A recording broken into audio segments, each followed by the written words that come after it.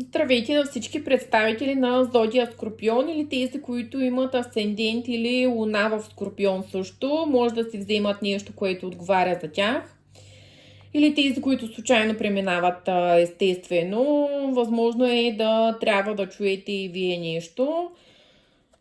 Сега ще направя вашето таро четене за април месец, да видим какво ви предстои в най-общ план. За по-индивидуални консултации ми пишете на лично съобщение. С радост бих помогнала за вашата ситуация, или ако имате някакви тревоги, също мога да помогна.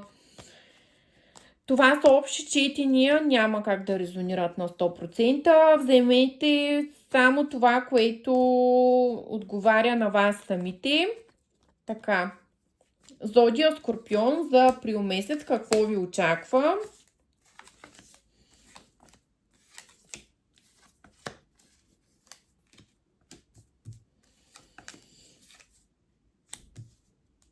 Така, Зодия Скорпион очаква ви да вземете някакво решение и да се тръгнете от ситуация, която примерно вас не ви удовлетворява.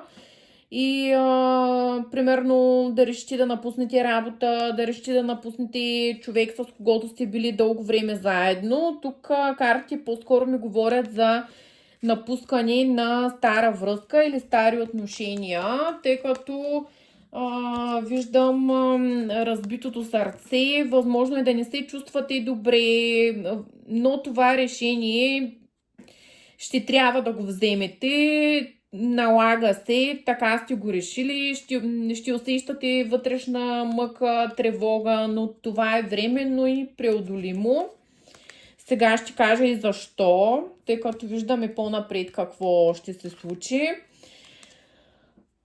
По някакъв начин с това решение ще внесете баланс в живота ви, някак се съдбата ще почне да ви се отблагодарява по някакъв начин и нещата да ви потръгват. Вие доста отдавна е трябвало да го вземете и да го направите. А за тези от вас, които примерно тази ситуация не е свързана с отношения, всъщност не с любовни отношения, възможно е да са приятелски отношения. Но наистина това го правите за себе си и по някакъв начин дори живота ви ще потръгне след това. Ето тук се вижда как победоносно вървите с венец. Вие наистина ще пожъните едни успехи, въпреки това страдание, тази сърдечна мъка, тази сърдечна болка.